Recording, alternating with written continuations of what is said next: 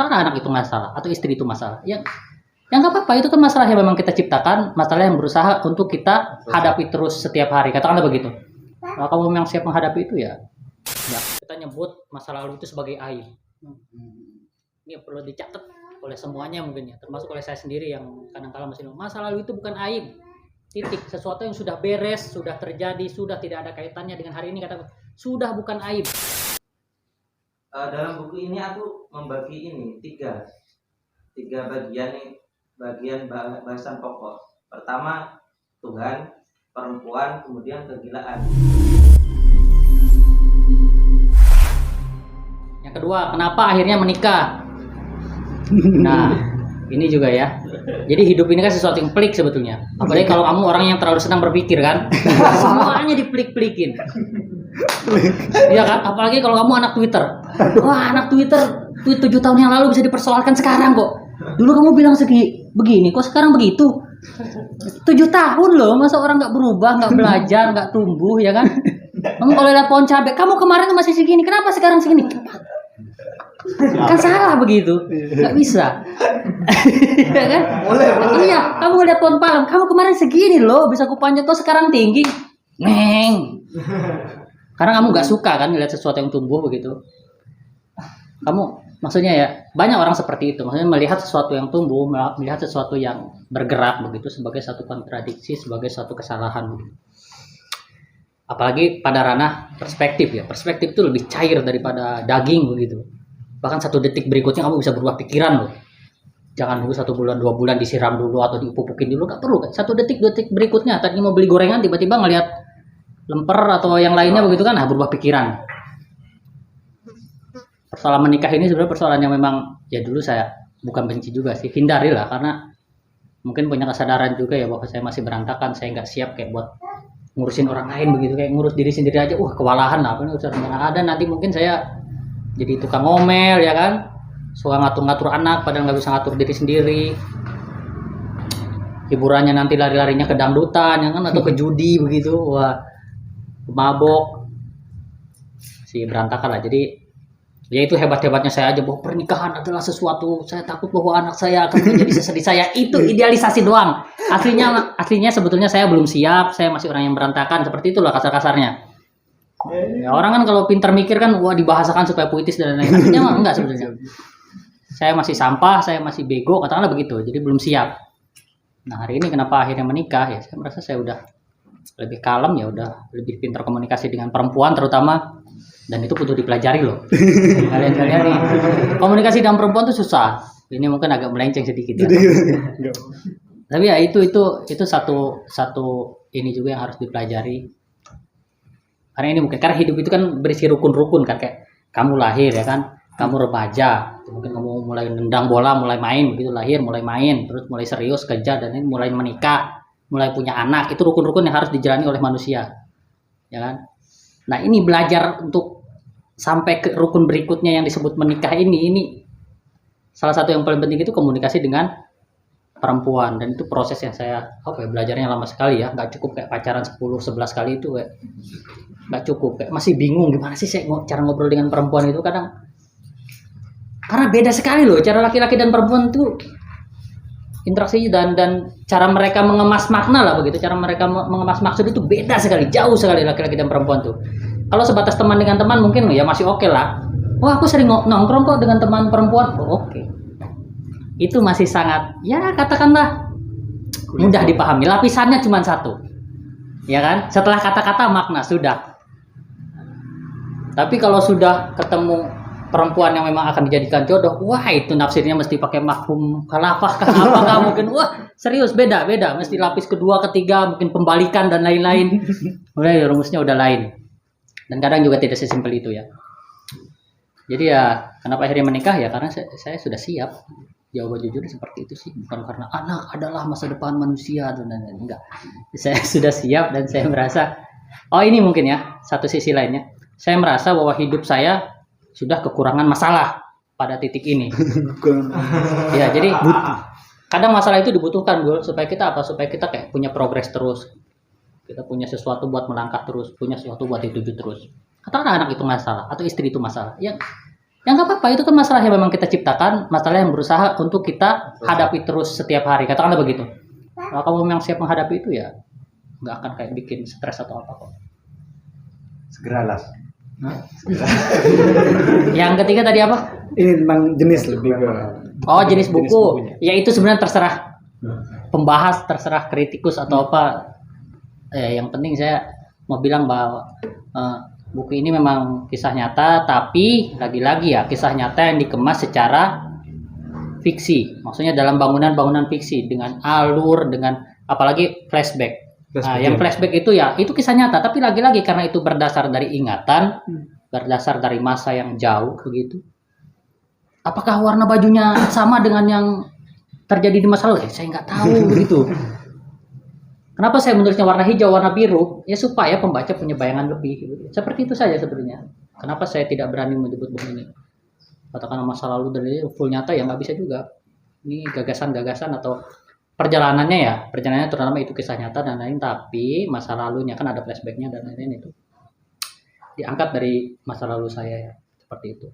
Atau mungkin kita mau bikin genre baru ya, penerusnya puisi esai begitu. Bisa. Masuk juga. Apa? Novel esai. Anjay. Novel esai. Ngeri nggak tuh? Kekurangan dana kali. Gitu kali gue. Siap Mas. Ya, Mas Far nih. Tadi kan sebelum ke Mas Azwar ya, saya kasih lah karena ini agak malam juga Mas Reza nanti mau balik. Saya kasih satu pertanyaan, satu penanya untuk teman-teman. Masih panjang Mas Reza itu besok baliknya. Besok. Iya. Besok santai aja. Ya bisa ya. Ya mungkin teman-teman sebelum saya serahin ke Mas Aswar nanti juga nambahkan. Ada yang mau menanggapi atau bertanya? Aljas, monggo. Ya Mas. Jadi pertanyaan saya sederhana gitu. Hal buruk apa gitu? Halo. Hal buruk apa yang bisa ditangkap dari keajaiban yang berasal dari perjalanannya Mas Reza itu gitu? Soalnya saya pernah gitu dulu pas masih sering baca kitab suci gitu kan. Tong samcong. Pas saya baca kitab suci, tiba-tiba ada tai cicak gitu jatuh ke kitab suci. Wah Tuhan gitu. Apa itu? Kok bisa sesuatu yang suci gitu? Jadi hal yang hina gitu. Tai cicak loh. Nah, hal itu kan membuat saya jadi jarang baca kitab suci gitu. Nah itu kan hal buruk gitu kan. Jadi kalau Mas Reza sendiri, hal buruk apa yang bisa ditangkap dari keajaiban dari perjalanan itu? Hal buruk. Nggak ada sih. Enggak ada. Nggak ada. Berarti baik semua. Ya sebenarnya baik buruk itu kan persoalan penempatan perspektif kan. Serius, dan itu memang nilai-nilai yang kita bentuk ya. Supaya apa? Supaya kita bertahan hidup kah? Supaya kita punya masa depan yang bagus. Katakanlah begitu. Makanya ada baik, buruk, ada hukum dan lain-lain. Coba kalau yang mandang tai cicaknya itu pohon misalnya. Baik apa buruk tai buat pohon? Baik. Bagus. Baik. Ya, pupuk itu. Untuk bakteri bagus, baik apa buruk itu tai? Ya bagus itu tempat hidup mereka kok. Ya tuh ke Al-Quran ya nggak apa-apa, Al-Quran itu ya isi alam semesta kok, katakan begitu. Kalau tai jatuh ya biasa, siapa yang sekalian di situ gitu. Dipandang kotor kenapa? Karena kita memakai perspektif kita manusia yang kecil, katakanlah begitu ya. Makanya kan butuhnya kita untuk jalan kaki, butuhnya kita untuk mungkin dalam bahasa yang lebih seru hijrah atau apa begitu, supaya kenal kebudayaan lain, supaya kenal perspektif lain, supaya kenal cara hidup manusia lain, katakanlah begitu. Nah, misal sendawa di Korea dengan sendawa di Perancis sama nggak nilainya? Kentut di Indonesia dengan kentut di Amerika sama nggak? Pandangan masyarakatnya begitu. Beda-beda. Jadi ya, apa ya? Makanya di jalan itu kalau yang menjalani orang lain ya pasti ada mungkin ya hal lain. Oh ini buruk, oh ini kayak hampir kecopetan atau mencret ya kan, sakit sampai waduh sampai tiap berapa ratus meter harus masuk semak berak itu usah pakai daun, wah veterinaris jalan lagi main ceret lagi, wah itu kejadian yang ping capek pucat gitu kan. Tapi ya dijalani aja sih, nggak ada pikiran kayak aduh sialan banget atau apa. Pas awal-awal perjalanan iya ada kayak masih ngumpat-ngumpat ya kan, masih asu segala macam lah pas awal perjalanan itu, apalagi pas masih kayak kaki borok dan lain-lain. masih ada lah kayak marah-marah begitu. Tapi setelah sampai Jogja mulai ke Pacitan, Trenggalek dan lain-lain, susur pantai itu udah kayak udah santai aja sih. Mau kena hujan, mau digonggongin anjing, mau ditodong orang ya biasa aja kayak. Bahkan di kepala saya waktu itu ya, kalau ada yang orang mau rampok sebelum dia keluarin pisau udah saya kasih tasnya ya, udah bawa pulang begitu ya kan. Isinya juga panci gua sama baju kotornya mau ngapain. Udah bawa pulang, dompet cuman KTP.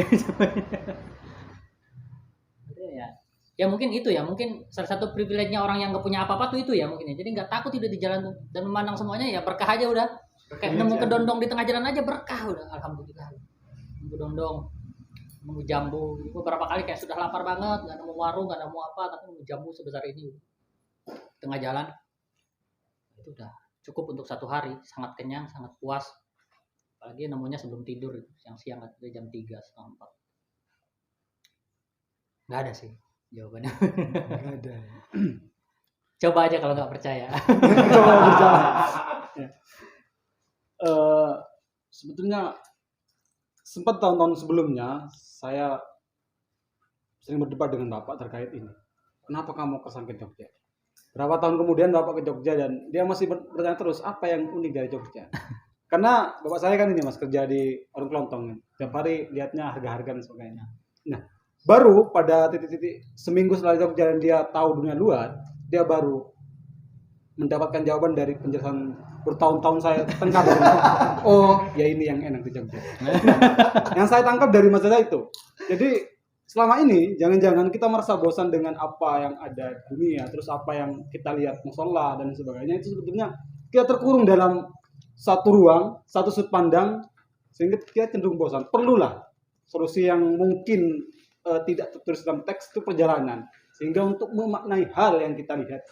Nah, karena ini juga ada kaitannya dengan spiritualitas dan sebagainya, dan saya juga sempat pengen mengulas buku ini dari runut Nabi Muhammad, misalnya dari hijrah Nabi Muhammad ke Madinah, karena itu menjadi salah satu pusat ya dalam Islam. Itu kan juga perjalanan. Gautama juga yang menemukan, terus dengan Buddha, itu juga perjalanan. Saya pasrahkan ke Mas Azhar untuk menjawab dari segi agama terkait buku perjalanan, terus terkait buku ini ya, buku ini juga. Mas. Terima kasih. Ini cuma apa namanya, saya nggak punya celana sekarang, jadi udah nggak bisa pakai celana lagi, jadi pakai sarung dulu. Ya bagus. Bukan masalah agamis atau enggak agamis ya, itu tergantung perspektif kita masing-masing aja. Ya baju lah. Baju. Bukan agama, baju itu bukan agama. Udah gitu kita harus sepakat di situ, baju itu bukan agama, udah titik. Itu ada satu kisah di dalam apa namanya, di awal-awal itu keberangkatan, kalau nggak salah di bab 1 ya. Saya ketemu sama siapa namanya, ibu bapak apa namanya, editor. Oh ya, kasih duit. Iya. Ya. Itu salah satu proses juga. Kita nggak ada masalah dengan baju dan apa namanya, ini saya masuk ke apa ya, jadi lebih ke editannya dulu ya. Jadi sebelum ini terbit, saya kira ada dua hal yang belum selesai sebenarnya buat saya edit sendiri. Itu sudah sudah komunikasikan dengan mereka. Pertama judul, kemudian kedua alur. Judul pertama itu kan apa kerjanya ya? Ya, artinya. Kerjaan berjalan kaki dari kita apa namanya, judul apa namanya, bapak juga istilahnya, bapak judulnya itu apa kerjanya, oke, cuma di belakangnya itu Ya, subnya itu. kemudian apa namanya, diskusikan berkumpul dan akhirnya kayaknya kemarin agak agak cepat-cepat untuk diterbitkan, akhirnya apa namanya, bikin judul ini pulang kerja. Kemudian yang kedua, masalah alur. Kalau saya mau membagi ya, bukan hanya perjalanan. Bukan cuman misalnya kalau teman-teman baca keseluruhan. Dulu Bapak, dulu. Ngalah Bapak. Kalau teman-teman baca keseluruhan dari apa namanya, buku ini, kita nggak bisa bilang novel juga ya, kalau teman-teman baca keseluruhan naskah ini itu ada, kalau aku sendiri membagi itu ada 2 perjalanan dari Jakarta sampai ke Jogja, kemudian dari Jawa Timur Surabaya sampai ke Rinjani. Jadi itu ada 2 alur yang berbeda sebenarnya dalam novel ini. Kalau di web kita time skip. Pakar Nah, One itu Piece. alurnya sesuai dengan apa yang ditanyakan tadi sama siapa namanya? Alga. Jadi kalau alur yang pertama itu kita ketemu banyak sekali apa namanya, umpatan, banyak sekali keluhan, banyak sekali segala macam kisruh. Makian itu. Nah, ini yang di awal-awal kita membaca itu asik sekali ya, asik sekali di situnya karena banyak konfliknya di situ, banyak diskusinya di situ. Nah, dari Surabaya ke apa namanya, ke Rinjani, bahkan di Bali ya, di Bali terutama, itu kita lihat Reza lu udah lunak banget gitu ya, udah lunak, udah luluh, kemudian secara psikologis juga sebetulnya sudah tertata dengan baik, artinya sudah bagus, dan semua yang jelek-jelek sebenarnya kelihatan jelek itu buat kita, itu bagi Reza itu sudah menjadi sesuatu yang bagus. Nah, saya kasih saran kemarin ke Reza, gimana misalnya di apa namanya, di alur yang kedua ini kita tambahin gitu ya, lebih enak lagi, kita tambahin misalnya konflik-konfliknya dan segala macamnya.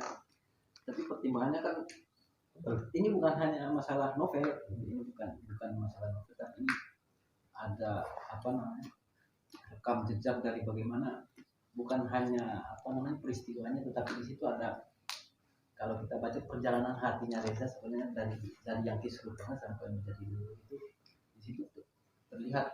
Kalau kita apa namanya, kita tarik benang merahnya dari apa namanya, dari Ciputat sampai Rinjani itu kelihatan banget bagaimana itu semakin hari semakin dulu dan seterusnya.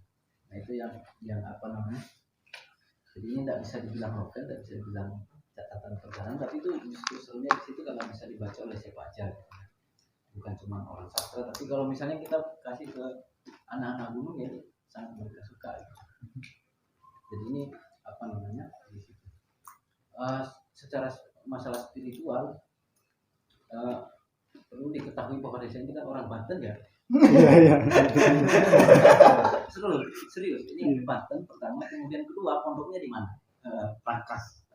Dan kalau kita baca di dalam, saya cuma membaca Reza kan dari sini, kita baca di dalam itu banyak sekali misalnya pelajaran-pelajaran hikmah, mungkin kalau di pondok-pondok ya, pelajaran-pelajaran hikmah itu yang justru dipelajari Reza di situ.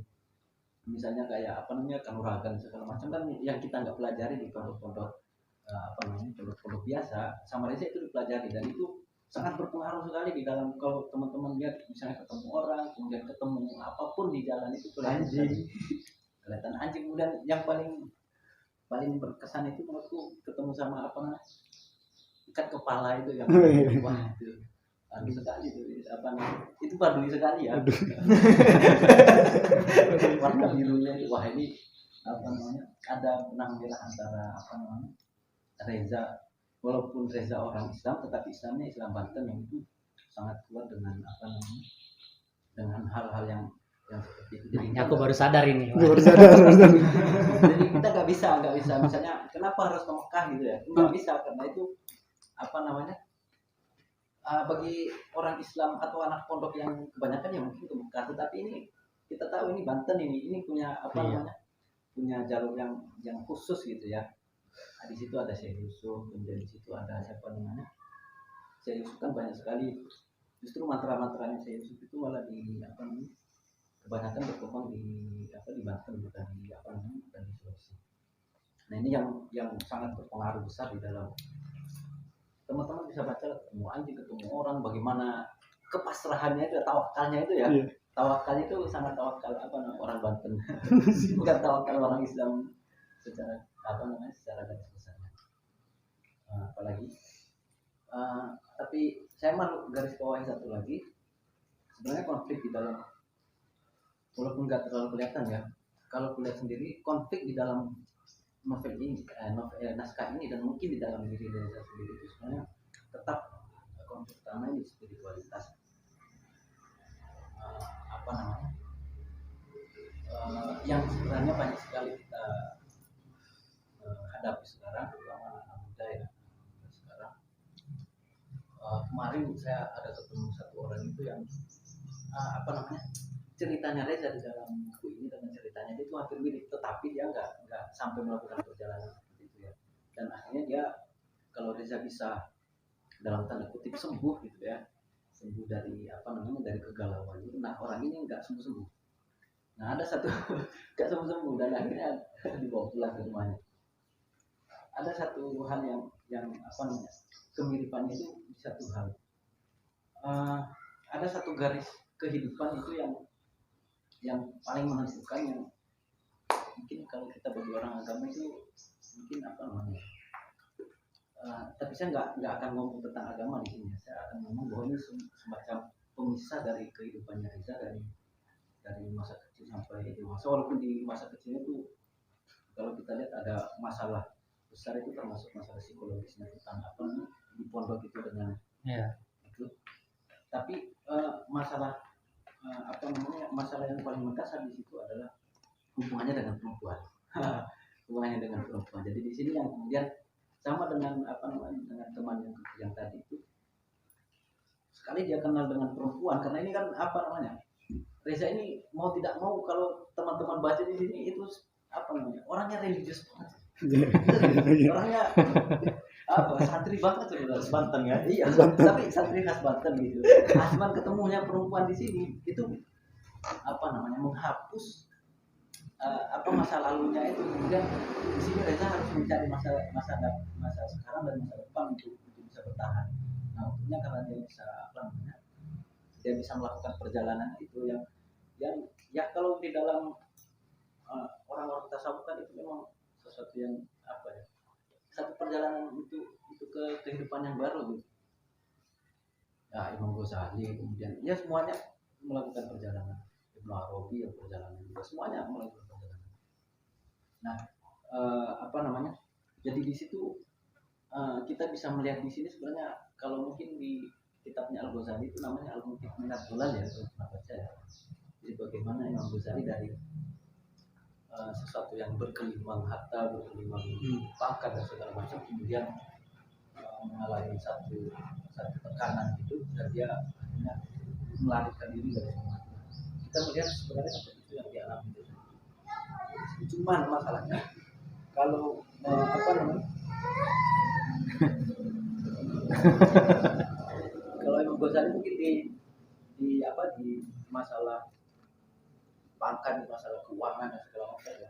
Kalau Reza saya lihat lebih kepada masalah apa namanya, masalah perempuan. Karena saya nggak tahu di Banten itu kayaknya memang apa setahu saya memang ada posisi laki-laki dan perempuan itu memang ada.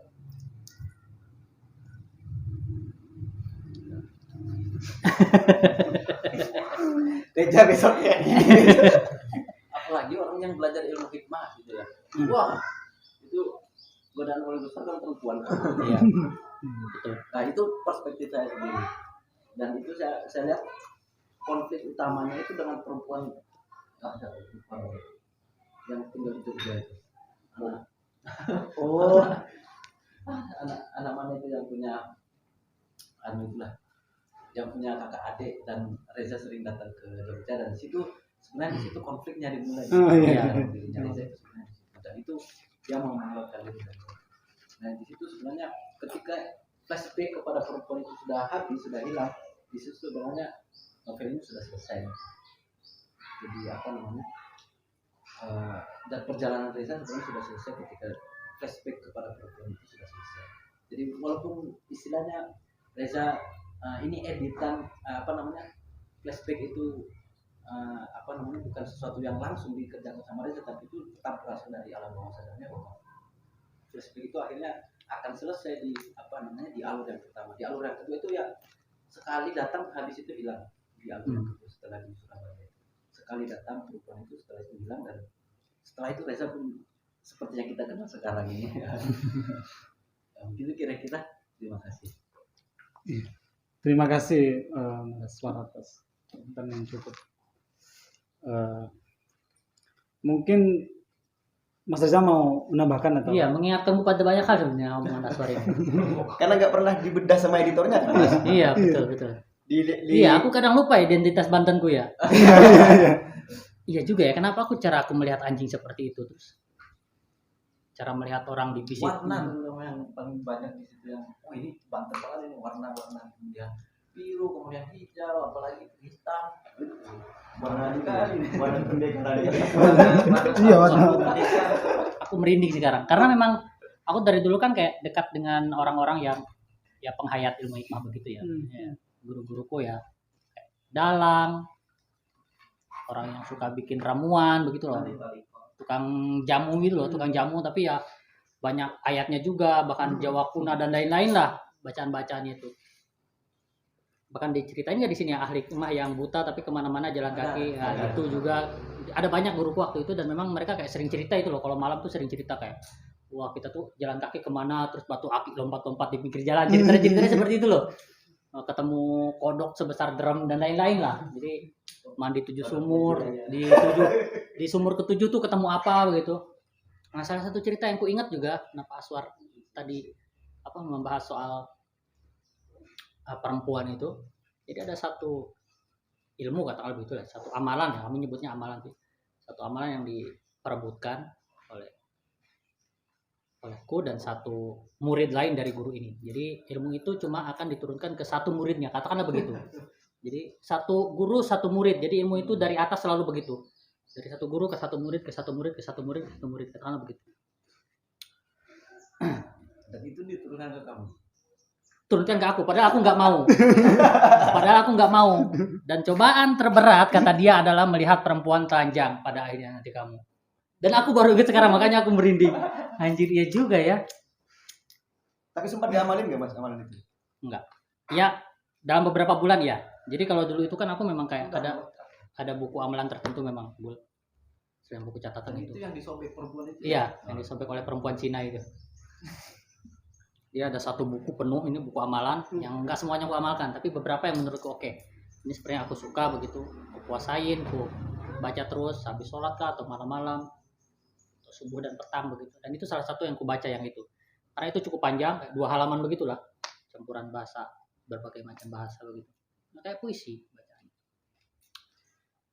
Dan yang itu guruku bilang nanti ini apa ya, gogodan nyebutnya kalau orang sana tuh, gogodan paling beratnya itu adalah perempuan telanjang katanya. Nah ini mungkin baru beberapa tahun kemudian aku ketemu perempuan dan ya aku gagal katakanlah begitu, bisa jadi ya. Dan yang masih beruntung tidak jadi gila katakan begitu, karena beberapa orang yang ya berusaha untuk mencapai titik pemahaman tertentu ya atau titik batiniah tertentu ya biasanya gila dulu, meskipun dalam perspektif orang lain mungkin aku sudah memasuki fase gila itu mungkin ya, tapi kan dalam perspektif sendiri aku masih waras sebetulnya pada masa itu ya. Tapi orang lain mungkin ya atau orang-orang di kampungku pasti udah mikirnya kayak lagi edan begitu kan, lagi inilah lagi nggak tahan, karena orang kampung tuh ketika ngelihat orang lain gila entah menggelandang, entah makanin ikan mentah, entah bawa-bawa tai di piring begitu. Guruku ada yang seperti itu. Jadi berak di piring dibawa-bawa putar-putar kampung. Di pesantren yang sama dengan jauh lebih tua. Dan perspektif orang lain itu sedang gila memang. Bisa jadi aku pun mungkin pada masa itu, aku baru sadar sekarang orang mungkin pada masa itu aku pun disebut gila mungkin ya sama tetangga aku gitu kan. Cuman aku nggak nyampe ke aku aja mungkin ya omongan. Iya serius. Aku baru nyadar sekarang loh. Ya juga ya. Jadi semasa kecil tuh aku sering ngelihat orang kayak gila gara-gara berusaha menguasai amalan tertentu, entah kayak menggelandang di kampungnya sendiri, macam-macam lah kelakuannya. Tapi setelah dia melalui fase kegilaan itu, biasanya malah jadi wah kayak alim sekali, tenang sekali, bahkan jadi tempat ngobrol orang-orang, kayak ditanya baiknya gimana ini atau begini. Banyak yang seperti itu di kampungku. Kampung yang ini ya, kampung pendekar ya. Kampungnya Naruto. Wah macam-macam loh, ceritanya macam-macam. Dari cerita ke Mekah dan lain-lain itu, kalau cerita ke Mekah itu tiap berapa rumah itu orang mengaku pernah ke Mekah kata begitu kalau di Banten tuh. Wah cerita-cerita jalan malam masuk ke hutan di mana ketemu pengupukan, istilahnya pengupukan itu kayak kampungnya jin katakanlah begitu. Menginap di satu kampung tapi pagi-pagi pas bangun tuh ya di belantara. Jadi kan para pengembara kan banyak para pengembara jadi di Banten itu segala hal buruk dan lain-lain. Kadang kita juga tersiksa oleh standar moral kita yang terlalu tinggi ya kan, kita nyebut masa lalu itu sebagai aib. Ini perlu dicatat oleh semuanya mungkin ya, termasuk oleh saya sendiri yang kadang-kala masih masa lalu itu bukan aib. Titik. Sesuatu yang sudah beres, sudah terjadi, sudah tidak ada kaitannya dengan hari ini, kata sudah bukan aib. Sudah selesai. Kamu mau ceritakan, aku pernah maling kelapa di sana loh. Aib bukan? Bukan, sudah selesai. Kita sudah minta maaf katakanlah, sudah mengaku kepada yang punya kelapa dan lain-lain, sudah beres, sudah bukan aib. Aku dulu pernah begini. Terjadinya kapan? 20 tahun yang lalu. Sudah, menurutku makanya ketika kita menganggap sesuatu sebagai sesuatu yang kotor ya kan, sesuatu yang tidak sesuai dengan nilai-nilai, apalagi kita memendamnya terus, wah itu jadi beban yang berat sekali, yang bikin capek sekali, yang nantinya malah bikin kita juga serba kikuk dalam melakukan segala sesuatu. Apalagi kalau kita itu kayak memandang diri kita tuh sebagai seseorang yang memang mesti lurus, mesti bener, mesti positif begitu. Mesti kita malah jadi enggan kayak memandang masa lalu kita yang berantakan tuh jadi enggan. Apalagi buat menceritakan. Apalagi kalau kita punya pikiran jangan-jangan setelah diceritakan pun aku bakal dihakimi, katakanlah begitu ya. Aku bakal dianggap kotor dan lain-lain. Itu kan sesuatu yang berat sekali. Pasti semuanya punya dosa loh di sini, pasti. Iya kan? Entah apalah, entah narik tali BH pas SMP atau apa begitu pasti loh. Dulu kan itu dianggap bercandaan. Tapi ngeselin loh, bikin orang emosi loh itu. Dan itu dosa. Pernah ngintip ya kan? Semua dosa. Ya kan? Dan itu ya terjadi pada banyak orang. Dan mungkin ya apalagi kalau setelah kita punya posisi di masa depan karena udah jadi kiai. Aduh, aku waktu kecil pernah ngintip ya. Melihat susu janda katakanlah begitu ya. Kan itu masa lalu yang bisa dikatakan, wah jangan-jangan nanti citraku tercoreng dan lain-lain ya kan. Ya mesti malah diakui aja, maksudnya itu sudah selesai, sudah beres. Aku sekarang sudah jadi diriku yang lain, katakanlah begitu. Sudah bukan sesuatu yang bagian dari diriku. Jadi kenapa aku juga mungkin jadi lebih ringan sekarang karena ya cerita ke banyak orang tentang ini, benar-benar kayak cerita aja masalah mereka mau merespon, wah kamu malah nyeritain sudah bodo amat. Jadi terutama ya memang tidak cerita ke banyak orang ya. Jadi kayak ngobrol itu kan punya ininya sendiri ya, strukturnya sendiri yang ngobrol. Misal kita ketemu dengan orang yang memang suka menatap mata kita, wah aku tahu nih. Pokoknya kamu ketika ketemu orang yang memang menatap matamu ketika ngobrol berarti dia siap buat dengerin kamu begitu. Kalau dia ketika ngobrol buka HP, celingak-celinguk, jangan mulai cerita. Kenapa? Karena memang sudah pasti kamu kecewa dan kayak bikin jadi marah ke diri sendiri lah, kayak apa sih? Jadi kayak murahan itu loh. Jadi kalau ketemu teman ngobrol, lagi perempuan ya, suka natap mata begitu. Ketika kamu ngomong dia natap mata, ketika dia ngomong kamu natap matanya begitu. Jadi intens, ceritain aja. Itu kesempatan buat kayak kamu yang ngebongkar-bongkar ini sih tong sampah. Iya, itu bukan aib tapi ya itu sampah. Setelah kamu akui ya itu didaur ulang jadi sesuatu yang lebih berharga, dimaknai ulang, dipandang lagi, katakanlah begitu ya. Jadi tempat belajar. Tapi selama kamu nggak bongkar itu jadi kayak berantakan aja, numpuk-numpuk begitu. Setelah dibongkar, oh ini kesini, ini bisa dijadiin apa, ini bisa dijadiin apa, ini jadi apa. Yang satu mungkin bagi penyair itu, ini jadi puisi, yang ini jadi cerita apa. Lihat Cak Mahfud. Cak Mahfud itu masa kecilnya ya, waduh, mumet lah katakanlah begitu ya. Nah yang satu jadi novel, yang satu jadi artikel, yang satu jadi apa. Kalau sudah selesai itu maksudnya memandang masa lalu itu jadi bank data aja. Sudah bukan kotoran atau apapun yang akan disesali gitu. Gitu sih, dan ya memang butuh waktu sih ya. Dan setelah jalan itu juga sih aku jadi kayak cerita soal apapun kayak ya jadi ringan aja. Bahkan mungkin ya setelah orang tua aku tahu pun, kalau dulu kan takut orang tua tahu kayak anaknya yang selalu lurus ya kan, sekolahnya bagus di pesantren, anak baik-baik lah. Iya anak baik-baik lah, kori ya kan, wah segala macam. Tiba-tiba kok ternyata kehidupannya brutal seperti itu ya kan, ya pasti kaget lah. Tapi ya sekarang ya udah tua ya kan, udah relax juga. Dan aku tahu mereka pun punya dosa begitu, jadi santai aja ya. Mereka bukan orang lurus ya sama saja, jadi ya sekarang aku udah santai. Ya udah. Makanya kalau punya kesempatan cerita ya, kalau kamu punya sesuatu yang memberatkan dirimu, ceritakan, tulis, ceritakan, gali ulang olehmu. Kamu harus mengambil jarak dari itu. Dan persoalan dari orang-orang yang akhirnya terjerumus ke dalam masa lalunya adalah ketika dia mengingat masa lalunya, dia masuk lagi ke situ. Tidak memandang dengan jarak. Yang baik itu kayak ketika menceritakan apa Ngambil jarak, kamu jadi narator bukan jadi tokoh lagi. Ingin menarasikan masa lalu ke begini, aku dulu begini. Jadi, nanti punya perspektif baru. Pasti itu. Ya. Udah, ngomong-ngomong tadi. Oke, Mas Daras ya, Ya. Aku Mas. mau dikit. Ya. Lanjut. Aku mengira kalau buku ini tuh sebenarnya nggak semata-mata catatan perjalanan ya, tapi memang catatan refleksi gitu. Kalau sepanjang aku ketahui buku-buku catatan perjalanan itu kebanyakan mereka menggambarkan benar-benar menggambarkan apa yang mereka lihat. Misalkan kayak Agustinus Wibowo itu kan dia menggambarkan apa yang terjadi di Mongolia, bagaimana sejarah yang ada di sana kayak gitu. Dan Mas Reza nggak seperti itu, nggak seperti buku Eden Shore juga yang karangan Andre Hirata yang di situ gambarin di Inggris tuh kayak gini, sejarahnya kayak gini gitu. Nah di buku Pulang ke Rinjani itu sebenarnya nggak semata-mata catatan perjalanan gitu, bisa juga sebenarnya diganti nggak ke Rinjani gitu, bisa aja kemana gitu. Yang lebih pokok menurutku dalam buku ini tuh refleksi dalam diri gitu, pulang ke dalam diri. Nggak, jadi sebenarnya aku bikin catatan buku ini, judulnya ini Pulang ke Rinjani, pulang ke dalam diri gitu. Kutunggu ini, kutunggu. Karena kalau misalnya ini buku catatan perjalanan ya, Mas Reza pasti akan menulis Pantura kayak gini, Jalan Dendels kayak gini, sejarahnya gimana kayak gitu. Nah, Mas Reza iya dia melewati itu, tapi dalam kepalanya dia nggak di situ gitu. Dia kembali ke masa kanaknya, masa keinget ibunya, masa dia punya kenangan tentang perempuan yang sakit misalkan yang ada di Jakarta kayak gitu. Itu nggak cuma ketika di Pantura ya, ketika di Jogja, ketika di Surabaya, ketika di pantai-pantai Pacitan, bahkan sampai ke Rinjani. Sebenarnya Mas Reza nggak betul-betul sampai di situ. Dia selalu bergelut dengan masa lalu yang ada di kepalanya gitu.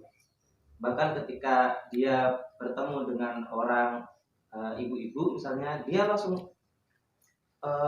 nggak semata-mata menggambarin ibu ini kayak gini, baiknya kayak gini gitu. Tapi dia langsung kembali ke masa lalunya gitu. Dia mau berabri kepalanya lagi, memudarkan apa yang dulu pernah dia lakukan kayak gitu. Dalam buku ini aku membagi ini tiga bagian bahasan pokok. Pertama Tuhan, perempuan, kemudian kegilaan. Ada yang Tuhan tadi udah dibahas sama Mas Aswari ya tadi, yang bagaimana Mas Reza itu masa lalu di pondoknya kayak gitu, keagamannya sangat kental, dan mungkin Mas Reza juga ikut tarikat kayak gitu.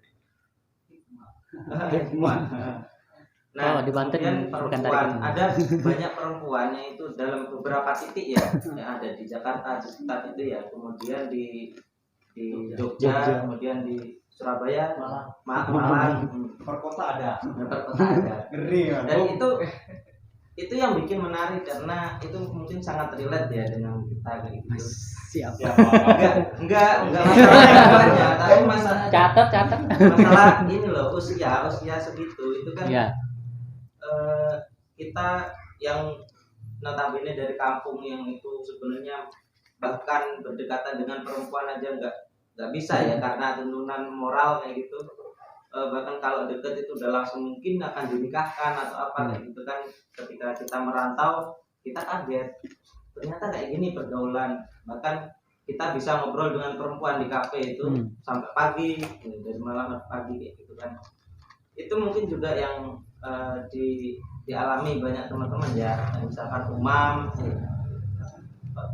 ya, kamu juga itu Anam. Nunggu nah, enggak. Setelah itu kegilaan. Nah, kegilaan tuh ada banyak penyebabnya, mungkin dari ada yang kesepian, ada yang mungkin psikopenia gitu. Pengalamanku hidup, aku banyak menemukan orang-orang yang kurang waras itu loh. Bahkan itu dari orang-orang terdekatku, misalkan Pak D, kemudian bapakku sendiri gitu.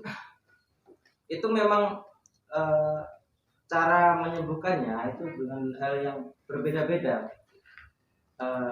Dimulai dari Pak Deku ya misalkan, itu bertahun-tahun itu awalnya takut dengan orang, kemudian dia bertemu seorang kiai apa ya, yang model-model kayak sufi kayak gitu loh. Itu dia tinggal di gubuk, kemudian dia nggak tahu ya di situ mau diapain. Itu dia mandi di sungai, pokoknya tiap hari kayak gitu kayak refleksinya. Nah, dalam buku ini Mas Reza melakukannya dengan perjalanan kayak gitu. Kemudian aku menyebutnya sebagai catatan refleksi. Ya, ada sih pertanyaan yang ingin ku ungkapkan ke Mas Reza sebenarnya, apa benar-benar perjalanan ini mempunyai efek kayak di kehidupan sekarang kayak gitu. Karena menurutku ya nggak masalah itu nggak langsung hilang kayak gitu loh. Dalam bahkan ketika ditulis, ketika diucapkan kepada orang lain kayak gitu, rasanya kayaknya masih ada kayak gitu. Nah, apa efek perjalanan Mas Reza sampai sekarang gitu loh? Oke. Langsung ya. Langsung. Ya menarik juga sih poin-poinnya Darus itu, pembagian menjadi apa ya, Tuhan begitu ya, perempuan dan kegilaan. Karena ketikanya itu irisannya memang gede sekali sih. Dan itu dialami oleh banyak orang ya. Itu 3 hal yang sangat universal katakanlah begitu. Nah, apa efeknya? Ya sudah jelas ya, masalah nggak akan beres begitu aja ya. Apalagi kalau kita menganggapnya itu sebagai pelarian ya. Itu sebagian besar orang akan menganggap kayak, wah kamu lari dari masalah kalau gitu caranya ya kan. Kamu tidak sedang menyelesaikan masalahmu, katakan begitu. Ketika kamu pulang nanti kamu akan bertemu masalah yang lebih runyam, katakan begitu. Kenyataannya tidak begitu sebetulnya. Kenyataannya adalah yang terjadi di perjalanan itu, aku tuh berusaha untuk menjernihkan kembali kepalaku, katakanlah begitu. Jadi udah terlanjur ruwet nih, benangnya udah amburadul kemana-mana gitu. Jadi di jalan itu kayak disusuri lagi sebetulnya yang paling membebani kepalaku tuh apa sih? Apakah persoalan dengan perempuan, apakah persoalan dengan Tuhan, balik lagi ke itu ya. Kan itu ditelusuri satu-satu. Perempuan-perempuan itu diungkapkan lagi, dibuka lagi boroknya. Oh, aku pernah begini, aku pernah begini. Ini juga buku sebenarnya kayak usahaku untuk yang melepaskan semuanya sebagai masa lalu. Jadi aku tidak malu lagi itu dibaca oleh orang, tidak malu dibaca oleh orang tua aku. Jadi udah ini masa laluku gitu loh. Cara aku berdamai supaya aku nggak terbebani lagi oleh itu. Nah, itu kelempar ke orang lain, udah biar orang lain yang kepikiran begitu, katakanlah begitu. Aku udah nggak mau mikirin itu lagi kan. Tulis dan lain-lain, dan ketika perjalanan itu selesai, ya memang yang paling mendasar yang terjadi adalah perubahan sudut pandang sih. Perubahan cara mataku memandang segala sesuatu ya. Bukan hanya ide-ide, bukan hanya konsep-konsep, tapi juga barang-barang. Tapi gue yang konkret-konkret. Mungkin kalau kalian baca pembukaan dan penutupnya aja, kayak di pembukaan itu kan ketika belajar itu digambarkan bahwa aku tuh berangkat dari sebuah kamar yang sudah aku rapikan dan lain-lain, katakanlah begitu ya. Selain dari suasana kelamnya begitu, nah di akhir suasananya itu kan lebih jernih, lebih ringan. Tapi ternyata tergambar di situ bahwa kamarku itu masih berantakan, dan itu betul terjadi, nggak aku karang-karang. Jadi ketika berangkat tuh di bayanganku ya, aku nggak tahu, mungkin aku memang schizo atau apa begitu ya. Jadi memang kamar tuh sudah aku rapikan. Karpet sudah digulung, baju sudah dilipat, ditutup pakai koran, rapi lah semuanya, beres. Tapi kita pulang 3,5 bulan atau hampir 4 bulan, kamar masih berantakan, bahkan ada tai kucing di kasur. Bahkan kata tetanggaku ada kucing yang kejebak di situ, jadi jendela harus dicongkel buat ngeluarin kucing. Jadi seberantakan itu hidupku. Sampai-sampai aku nggak sadar gitu loh bahwa aku tuh seberantakan itu. Baru ketika pulang itu baru kelihatan, ternyata begini, rambut masih berantakan, kertas-kertas segala macem lah. Jadi benar-benar kayak ditipu sama kepala sendiri. Saking ruwetnya masalah, orang tuh kan cenderung denial kan. Kalau denialnya sudah parah, halu jadinya. Jadi kayak aku tuh baik-baik aja, aku tuh sebenarnya nggak ada masalah dan lain-lain. Padahal kamar sudah sangat kacau, spray nggak pernah dicuci, udah macem-macem lah. Hanya gak heran juga kan, mimpi buruk, masa depan nggak kelihatan, serba buram semuanya. Nah ketika pulang, ya paling kerasa itu sih kayak, wah kamarku masih berantakan. Ya kaget juga sih. Apa ada yang ninggalin, maksudnya ada yang tinggal di situ selama aku pergi gitu, tapi nggak mungkin siapa juga ya kan, karena aku yang pegang kunci gitu. Jadi ya itu sih yang paling terasa harus. Kalau masalah itu ya pasti ada, dan memang sebaiknya ada sih, maksudnya ya sebaiknya ada masalah, karena kalau nggak ada masalah juga hampa juga hidup, serius. Kalau kamu nggak punya masalah tuh kayak Gila juga. iya, nggak punya sesuatu untuk diselesaikan kan, nggak punya sesuatu untuk diselesaikan, ujungnya nanti nggak punya resolusi, nggak punya pencapaian, nggak punya sesuatu yang bikin kamu happy gitu. Makanya orang-orang yang makan udah cukup ya kan, jajan udah cukup tapi juga nggak punya cita-cita, biasanya hampa. Ujungnya apa? Pencarian jati diri ya kan. Dari mana datangnya pencarian jati diri? Itu dari perut kenyang yang nggak punya tujuan hidup, makanya nyari jati diri. Orang yang lapar nggak akan nyari jati diri, nyari makan dulu kan. Nah setelah kenyang, setelah duit banyak, baru aku tuh sebetulnya apa, nah baru mikir aku apa ya. Iya, karena nggak ada tujuan, nggak ada cita-cita, makanya ya masalah masih ada setelah selesai, tapi ya satu persatu kayak diberesin. Aku ke kampus buat ngurusin itu, dan baiknya aku mungkin pada waktu itu ya, salah satu momen paling menentukan, aku langsung pindah ke Jogja, langsung minta kerjaan ke Pak Edi. Pak ada kerjaan gitu, langsung masuk ke Dipa kan, hubungin ngobrol-ngobrol, lahirnya basa-basi. Baiknya aku di situ. Jadi setelah beres perjalanan itu, aku langsung kayak oke, aku harus ada progres. Jadi karena belajar dari perjalanan itu kan, tiap hari harus melakukan sesuatu, setiap hari harus ada orang baru yang dikenal, tiap hari harus ada sesuatu yang dicapai, katakanlah begitu, supaya sore harinya nggak nyesel. Karena perasaan paling nggak enak ketika di masa-masa 3 tahun terbengkalai itu, 3 tahun yang time skip itu, katakanlah gitu terus, itu adalah pagi-pagi bangun dengan tidak berdaya ya kan, siang hari cuman buka HP atau baca buku, kepala pusing, jam 4 cuman duduk-duduk di balkon begitu, cuman ngeliatin tandon air begitu sama layangan, kadang-kadang burung-burung, dan malamnya mulai menyesal karena nggak punya pencapaian apa-apa kan. Hari ini nggak ngapa-ngapain, kamu tuh hari ini nggak berguna. Penyesalan tuh terjadi tiap hari seperti itu selama 3 tahun, makanya kan kayak malu pada diri sendiri, minder dan lain-lain. Ujungnya apa? Jadi suka membual depan perempuan. Itu kan cara penghiburan ke diri sendiri kan?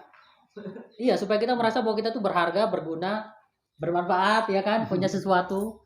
Wah, aku tuh menulis puisi tentang ini loh, tentang menulis cerpen tentang ini loh. Aslinya di bagian diri terdalam tuh sebenarnya kita kayak malu, aku tuh nggak mencapai sesuatu, aku tuh nggak menghasilkan sesuatu sebetulnya. Dan itu mau disembunyikan kayak gimana, aku kamu sendiri pasti tahu. Orang lain mungkin nggak tahu, tapi kamu sendiri tahu. Dan itu yang bikin kayak memenjarakan orang ya bertahun-tahun biasanya. Dan itu sih yang dilepas oleh perjalanan itu. Jadi kayak terus oke lah, aku harus gerak terus, tiap hari gerak terus, ngapain, meskipun harus mencret, meskipun takut ketemu orang. Kalau takut ketemu orang sampai hari ini begitu, sebelum kesini pun saya berak dulu tadi. Begitu, itu udah nggak tahu sembuhnya berapa tahun ya, mungkin 10 tahun 20 tahun, tapi ya nggak apa-apa, ditunggu aja. Ya gitu. Iya, terima kasih Mas Reza atas penjelasannya. Karena ini udah agak malam dan sebentar lagi musola mungkin akan azan. Tapi saya sebelum ditutup Mas mau bertanya ini. Tadi lupa mau bertanya, tapi kan buku ini ya ada perjalanan juga ingatan. Dan saya kembali ke buku dan teknik yang dipilih oleh Mas Reza. Misalnya nih, hampir setiap 1 atau 2 paragraf Mas Reza itu pasti memasukkan ingatannya. Nah, saya mungkin ada beberapa hal yang kelewat ketika saya membacakan, saya membaca cepat. Kenapa lebih memilih alur maju munduran?